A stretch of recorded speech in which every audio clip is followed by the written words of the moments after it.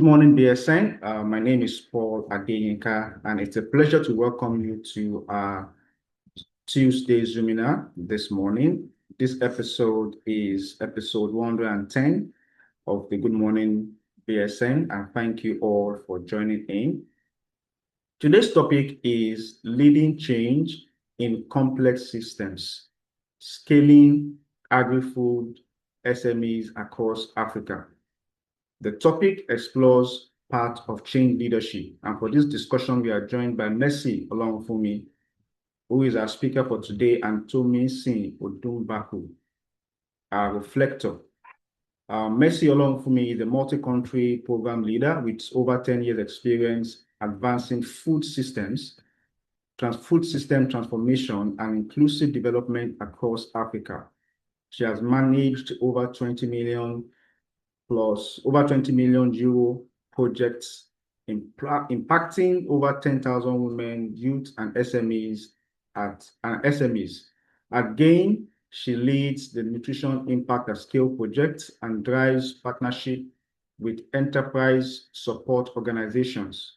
Our expertise spans blended finance, entrepreneurship, digital innovations, and gender-focused development. Mercy is committed to scaling nutritious food access and strengthening SME ecosystems across the continent. Tomisin Odunmbaku is an Agribusiness Engagement Specialist and a program and partnership professional with over 9 years of experience in strategic project management across Africa's food systems.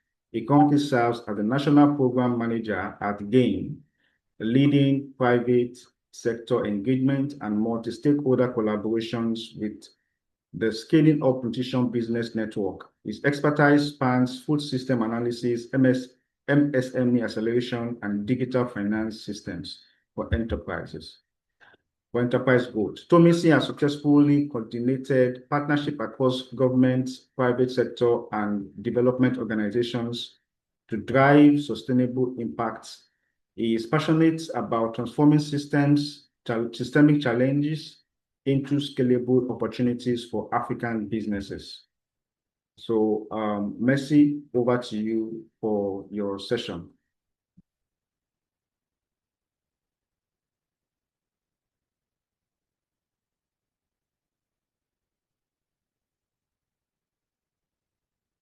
All right. Hello, everyone. Good morning or good afternoon, depending on where you're calling us from, or good evening.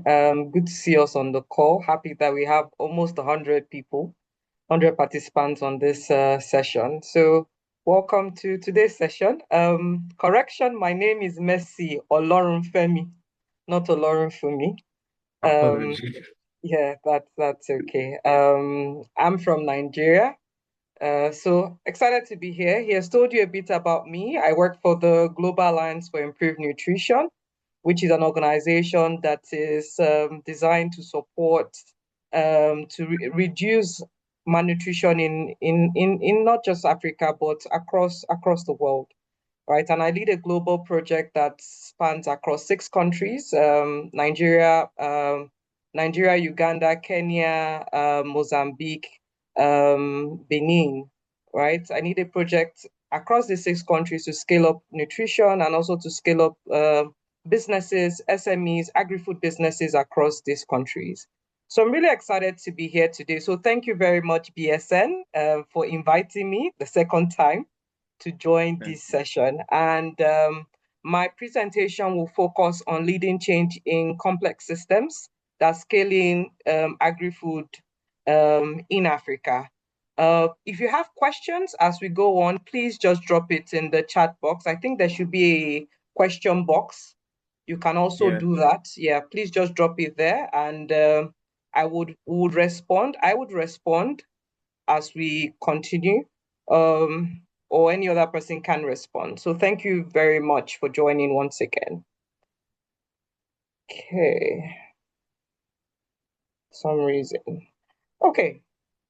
I know we might say, oh, so the problem is not SMEs. For some of us who might be in the enterprise support ecosystem, I know we might have a bit of we might have a bit of difficulty with this statement. The problem is not SMEs, it's the system.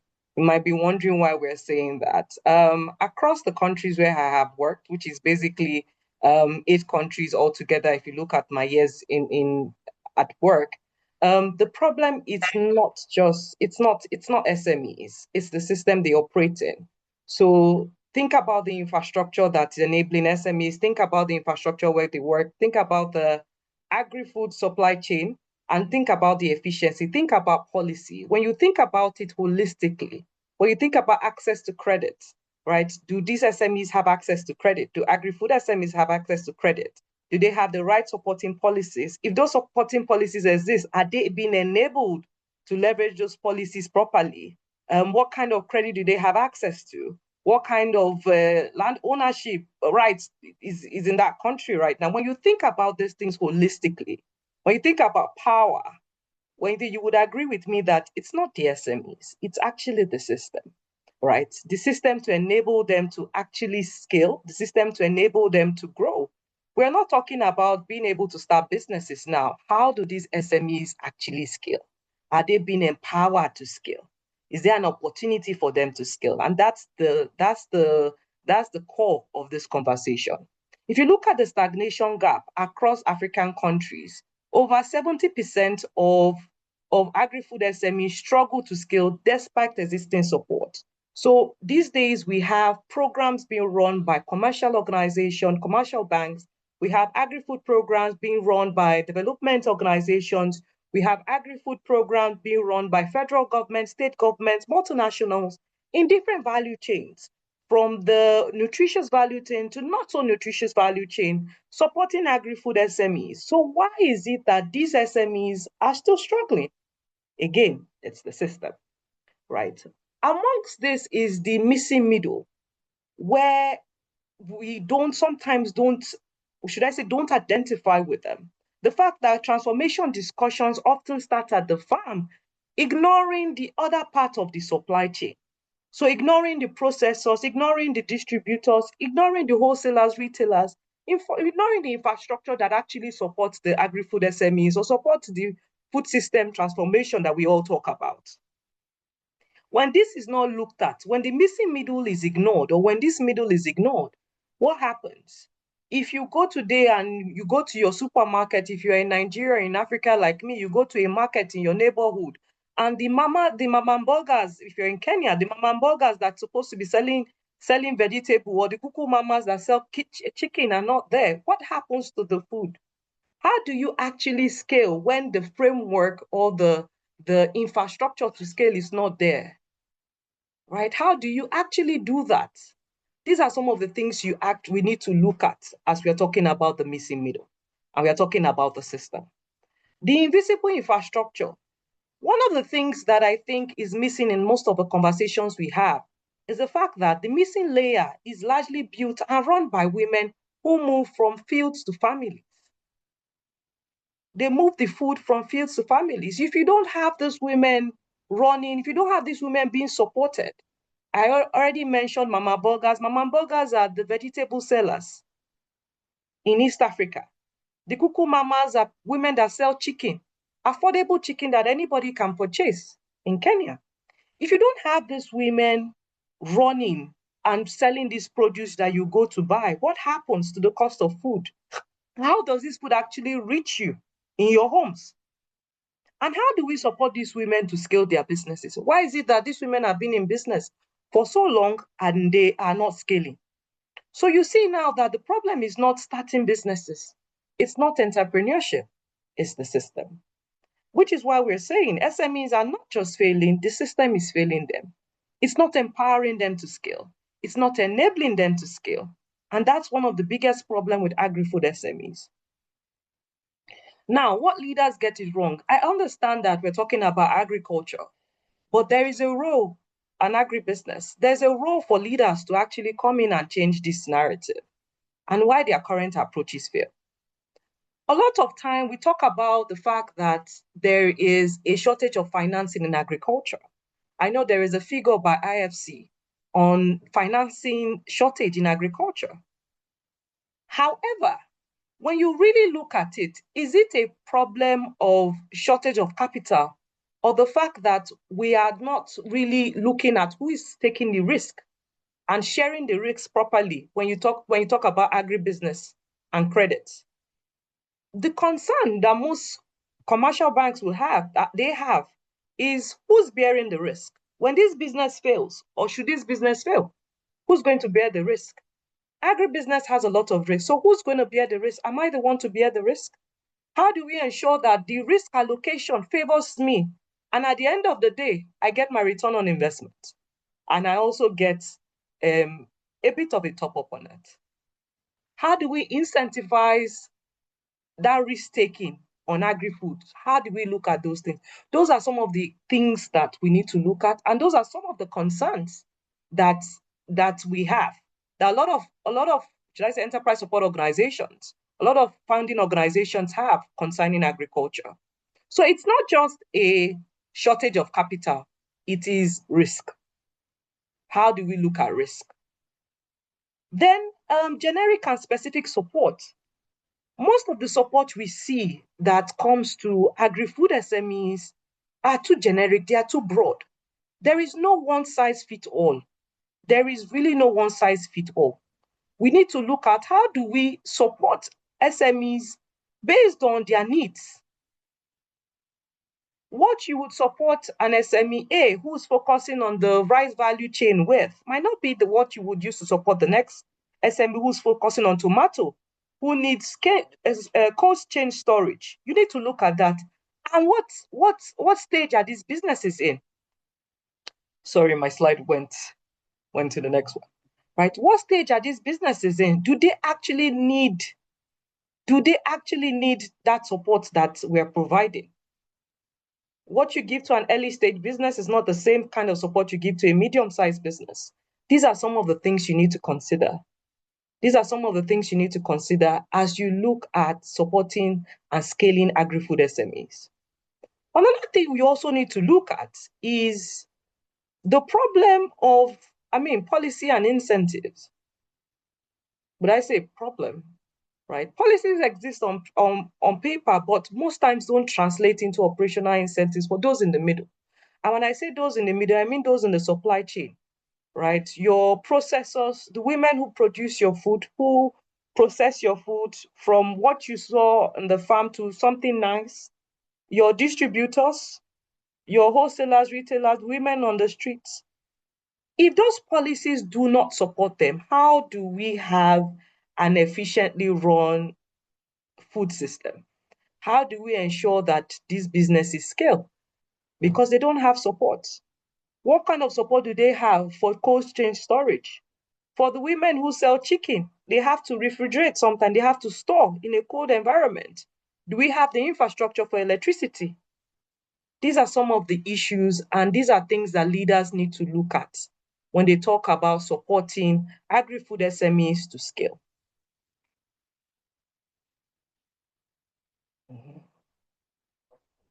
Now, a systems approach to scaling SMEs. We've talked about the problems. I think we framed that up. Now, let's look at the systems approach. How do we ensure that we are supporting these SMEs, these agri-food SMEs, to actively scale? We need to de-risk financing. We need to shift from capital provision to risk-sharing mechanism. So blended finance, guarantee, co-investment. And here, I dare say that grants are not an efficient or sustainable means of funding agri-food businesses. They also need to take up risk, because when you bear the entire risk, how do they ensure that they're able to, how do they take ownership of this business? How do they take complete ownership of this business? How do you ensure that they are able to actually put in the work? So let's look at risk-sharing mechanisms such as blended finance, guarantee schemes, and co-investment. And this for us has been really effective. One of the things that we saw and I led in recent times is getting co-investment from enterprise support organizations to support agri-food programs across Africa.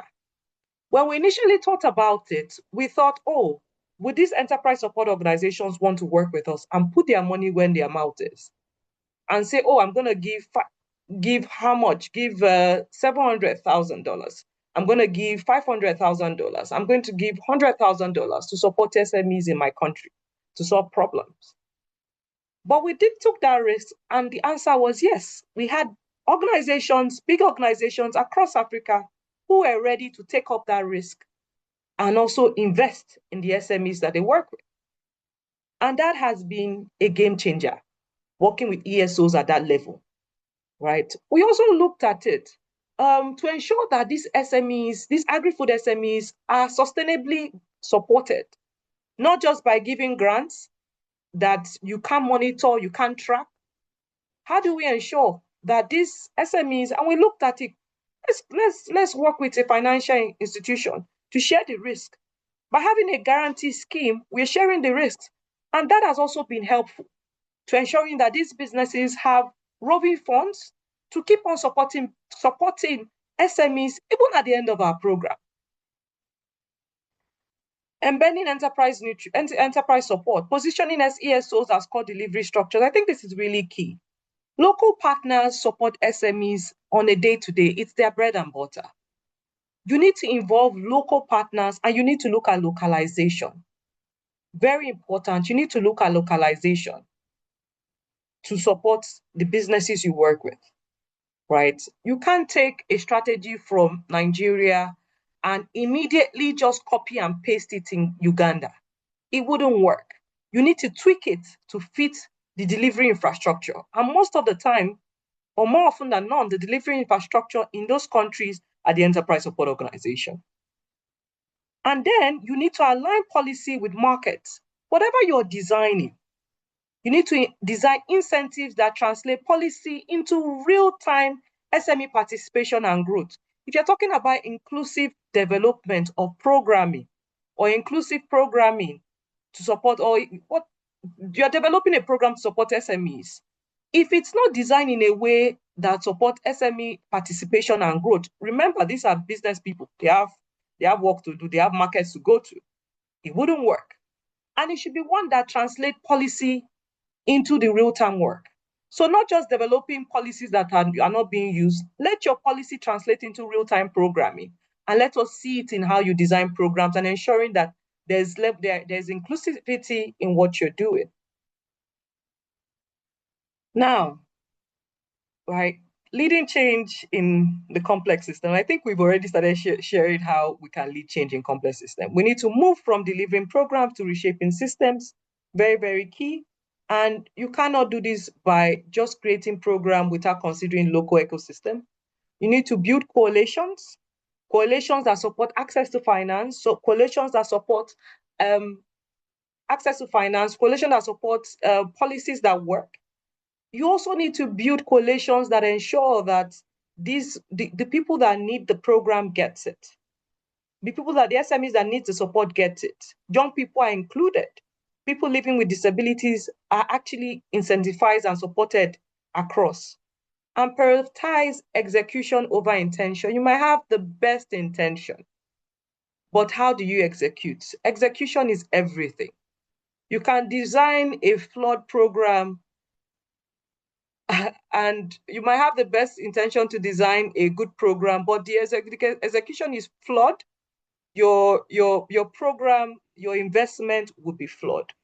So I'm going to end by saying scaling SMEs is not a technical challenge, it's a leadership responsibility. And as leaders in BSN, you need to take ownership of this responsibility and think through how you design your program, how you support your SMEs, how you create change, how you partner, and of course, ensure that at the end of the day, you're creating frameworks, you're creating systems that support SME growth. Thank you very much. Again, my name is Olorunfemi. I am the Project Manager, Nutrition Impact at Scale, and I work for the Global Alliance for Improved Nutrition Gain, and I currently manage a multi-country portfolio across Nigeria, Kenya, Uganda, Ethiopia, Benin, and Mozambique. Thank you so much. And over to you, Paul. Thank you, Mercy, for that very deep, detailed session. scaling SMEs is a leadership issue, is a leadership challenge, is something that leadership needs to address. And thank you for helping us to really understand that. Before I go over to Tomisin for the reflection, I just want to also mention some of the people who have joined us. We have Fikayo from Ilishon, Tammy from South Africa, Olakpeju from Calgary. We have Muzikile from South Africa. A lot of people, Dr. George Woods from Cambridge, people joining in from different parts of the country, of the world, right? Good to have you guys join in. Like Mercy mentioned earlier, if you have questions, please drop them in the question box, or you can also put it in the chat room, but to be better in the question box. Brian is saying thank you, Mercy, that it was a great insight. Christopher is also saying thank you, Mercy, for that session. All right. Joyce also is saying thank you. Oh, thank you, yeah, for that great session. All right. So let's move over to Tomisin for his reflection. You have 5 minutes. Thank you. Thank you very much, moderator, and thank you very much, Mercy, for that wonderful presentation. Good morning, everyone. My name is Tomisin Odunmbaku, and as introduced earlier, I am an agribusiness engagement specialist. Literally, I work with agribusinesses across Africa to help them review, manage, and transform their strategies in such a way that beyond profit chasing, they can now become social enterprise.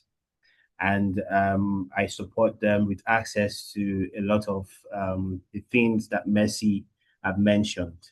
So this conversation is something I am very familiar with, and I'm happy to present my reflections. So the first presentation, or the first slide, which is the statement, the problem is not the SMEs, it is the system. I want to emphasize that Mercy speaks from an angle where she has observed the issue from the two sectors, that is the public sector and the private sector across the continent. So she knows exactly the two sides of the issues, because when you want to assess problems, it is good to know from what side you're speaking from. So after reviewing the systems of more than 10 countries Mercy has worked in Africa, she has stated that the problem is not the SMEs. And I really agree with that, because in my work as well, it is obvious that starting enterprises in Africa is not the problem. We are very industrious people. Let's scope it down to Nigeria. Nigerians will have a business in every corner of every street. Look around you, I can tell you that. And so starting a business is not a problem for Africans. But now scaling the business, like Mercy mentioned, is the problem. And who is responsible for scaling? So let us not blame the government for the 100% of the problem. No. SMEs also have things to contribute to the system. But overall, if we are talking about starting a system, the SMEs have played their part. But now supporting them to scale that system, they need a lot more than what they have access to, which is where the government has a huge role to play. So I'll move quickly now to the other things, because one data she mentioned is the 70% of agri-food SMEs still struggle to scale. That's a lot. 7 out of 10 businesses still struggle. It signals a huge problem, and it signals that the system is really on a downscale. So what is missing? The realization that there needs to be that collaboration between public and private partnership in a way that every voice is heard. Because Mercy also mentioned that in our slide 2, inclusivity is important. So when we design programs, wherever you work, if you're a government official, if you are a development partner, if you are somebody, if you're a consultant developing programs, you should think about the system. You should think about working together in such a way that you are no longer just delivering, you are thinking about transforming the system. I'm on this third slide now and I'm rushing because of the time. So on the third slide, we are talking about a systems approach. Grant is not the most efficient source of funding. That's what Mercy said. And the reason why I will agree with you is because grant gives SMEs that feeling that they don't have to pay back because the payback is social impact. And so a lot of SMEs tend to chase this because at least when they fail, or probably if they fail, they don't have to pay back in cash. And that's why a lot of them seem to chase after grant financing. So thinking about a systems approach and the option of looking at the blended finance is the way forward, really, because that gives a number of stakeholders to share the major risk among themselves. Agriculture is a risky business. The climate change is not making it easier. So we need to share the risk among ourselves if we are going to move forward. Quickly now, because I think I'm out of time. Lastly, SMEs are busy people. And so, like she mentioned, inclusivity is a must when we are designing programs. And when we are working with women, we need to realize that if we want them to participate, the timing is important. They are women, most of them have children. So you cannot design a program for women and you're starting by 9 a.m. They have children to take care of. They have home runs to do before they run to their business. You know, the gender mainstreaming, the gender analysis of the program should help you see how to bring in everybody, because like Mercy said, a number of the players in this system are women. So a last note, the last slide, moving from delivery to reshaping is very important. Building on coalitions, very important. We cannot do this work alone. The food system is complex. It is a very, very difficult terrain to navigate. So you need other stakeholders, you need experts to work hand in hand, and prioritizing execution over intention. I cannot agree more. So I'll end by saying nutrition, structuring, transformation is everybody's business when everybody knows they are everybody. Thank you very much. Back to you, Paul. Thank you, Tomisin. Thank you for Mercy. And apologies to have murdered your surname earlier. I think you helped me to better understand the pronunciation. Thank you very much. So Mercy and Tomisin has helped us to understand what it is when it comes to food systems, when you're designing programs to address food systems. What are the key things you need to understand? What are the key things that you need to look into and you need to consider? I have a question here from Tony Dende. It says, concentrating on de-risking areas within the control of stakeholders such as operations, markets, and governance may be a good place to start. Finance and climate may be more tricky. What are your thoughts? Either Mercy or Tomisin could help us with that. Should I read it again? Yes, please. Okay, it says, concentrating on de-risking areas within the control of stakeholders such as operations, markets, and governance may be a good place to start. Finance and climate may be more tricky.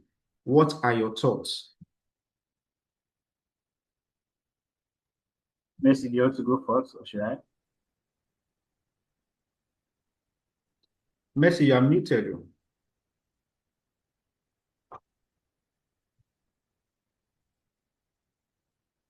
Sorry, I was fighting with my laptop. All right. Thank you for reading that again. There is no part of the work that is easy, if we are being honest, right?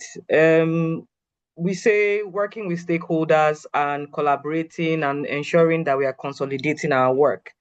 Yes, it sounds easy, but it's not. Those stakeholders you have to think about at the national and subnational level if you really want to achieve systemic change. So what that means is that you have to bring in government, you need to bring in ministries, and one ministry can't do anything. We're talking about agriculture and agribusiness. You can't say, oh, so the Ministry of Agriculture alone has to come in. No, so you need to bring in the Ministry of Economy. It depends on the country. Different countries have different names. So Ministry of Economy or Ministry of Trade or Investment or all of those things. And think around collaborating and consolidating the approach to support agribusiness within the public sector. And then you then have to merge and consolidate that with the private sector. It's not as easy as it sounds, to be honest. It might sound, oh, it's like a walk in the park, but trust me, even to get meetings and ensure that these stakeholders are following up and all of that. From my experience, it's not easy in any country, and it's not just Nigeria. It's not easy in any country, right? So you need to look at all of these things holistically. We do need consolidation around the stakeholder management. We also do need consolidation of work. We also need we need to look at finance, and we need to look at climate. Right now, in Nigeria, for example, I think this year has been so hot. It has been so hot that we don't even know what's going on Twitter, on X rather. There have been jokes about the world ending and things like that because of how the world everywhere is so hot. It is clear that we're experiencing climate change. We're experiencing all of that, and we need to put in our efforts there, because if we do not have the right climate, we can't produce the food we consume, right? And so what happens when a farmer, and we've seen track record of that, there are news of that, farmers, big processors or aggregators, they plant and they lose millions and almost billions in production, right? Due to drought, due to different things. So what happens when that exists? How do you then solve that problem? So I think we need to look at it from a multi-level lens. Different things have to happen almost at the same time. And this is why I'm saying it's not a work in the park, and we need to look at having that relationship and having coalitions that matter. Because if me as an organization or as an international organization is focusing on my mandate, which is access to safe and nutritious food, my partner, who is probably in the public sector, can focus on their mandate, which might be looking at climate mitigation, informing farmers, and all of, and there are agencies in different governments that speak about that in different countries, right? If we are all doing the same thing and we're all unified, we can all take care of our different mandates. In terms of financing, I don't think it's something we should do in isolation. I don't think it's something a development agency alone has to do from experience, or a commercial bank has to do in isolation, because you need to talk to people that work on the field. You need to talk to people that do this support, that provide this support in real time. And most of the time, it's not the commercial bank. They are a banking organization, they have their mandate. So by ensuring that we're all working together, we can share experiences and create some sort of support or incentivize support that ensures that we are reaching the most vulnerable SMEs or agri-food SMEs that need that kind of support. So I don't think we should look at one being more tricky. Everything is tricky. But again, working in coalitions and looking at it from a food systems lens, not just a one lens, would help us achieve what we need to achieve. Yeah. Thank you very much, Mercy. Tomisin. Yeah, thanks, Mercy. Summarily and briefly, there's a Yoruba adage that says, so what that means is you fix a problem from where it's easy. Yeah. So if the operational and every other, the risking factor is the easy part, yes, we've started from there, but if it was that easy, we would have fixed it. So it's not that easy. And now, before we leave that to move to more tricky ones like climate and finance that you've mentioned, we need to really know that we understand the concepts before we even jump to fixing it. Climate is still relatively new, and whatever stakeholders are developing right now is still fresh. So we are still developing the concepts to even understand what climate is, how does this affect the system before we even know how to de-risk it. So we are talking about very complex systems that has been like this for years. So the solutions will not come in a day, but like I said, we should start from where we can understand. Back to you. Thank you, Tomisin. All right, there's a question I want to ask. There's, I think Annie has a question here, but I also want to ask this question from my own experience. If you guys have experienced such within the organization and how you were able to address it. So there's a program. This situation happened in Nigeria. A very big organization serving as an anchor borrower, and you have it's actually in the news. It's the case of effects and the CBN government, and how because of some policies, the change in the Naira policies affected farmers in making a payment. And when the CBN was meant to come in, the CBN had actually served as to de-risk that particular transaction.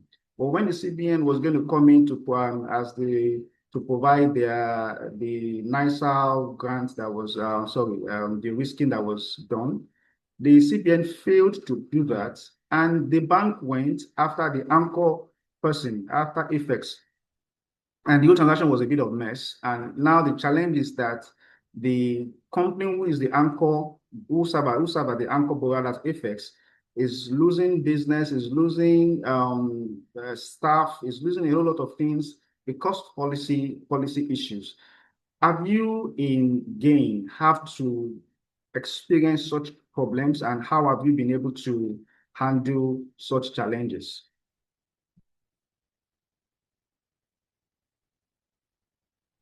Okay, so I can't speak as GAIN on that conversation, but I'll speak as Mercy. All right, and these are my thoughts. Again, this is why I think when things are being done, when such either programs, schemes, frameworks, whatever are being developed, I think you need to have a coalition and ensuring that you're actually working in line with recommendations of those coalition or those stakeholder engagement. Because agriculture, I mean, there are time and season for everything. And if you are not, if you miss it, you missed it. For example, if you say you want to supply farmers, let's say you have a project or a program, you want to supply farmers seeds, and you supply them when farming season is over, what do you want them to do? Right? You also need to consider again, this is why I was talking about collaboration within the public sector, right? Agriculture is a business, agribusiness. You cannot say, oh, we are just going to focus on this particular agency alone. You need to collaborate across and ensure that there is a unified understanding of what that means across the different public agency that has to do with agriculture, that has to do with trade. Because if that is not done, there might be issues like this where you're saying, oh, so we're supposed to provide XYZ, and then there's inflation. So what happens? But if there is a unified, there's a collaboration and there's a shared understanding of, oh, this is going to be the implication of this. These are the risks if this happens, right? This is the risk analysis of this particular thing we want to go to. These are the risks and that can be shared across the different agencies. This is what this MDA would do. This is what that MDA would do, and all of that. It makes it better to manage whatever situations that happen. That's what I'm going to say on that. All right, thank you very much. our time is fast spent, and we're coming to a close for today's webinar. Next week, I just want to touch on next week, we shall be discussing adaptability dismantled, a neuroscience view of what adaptability actually is and how to build it.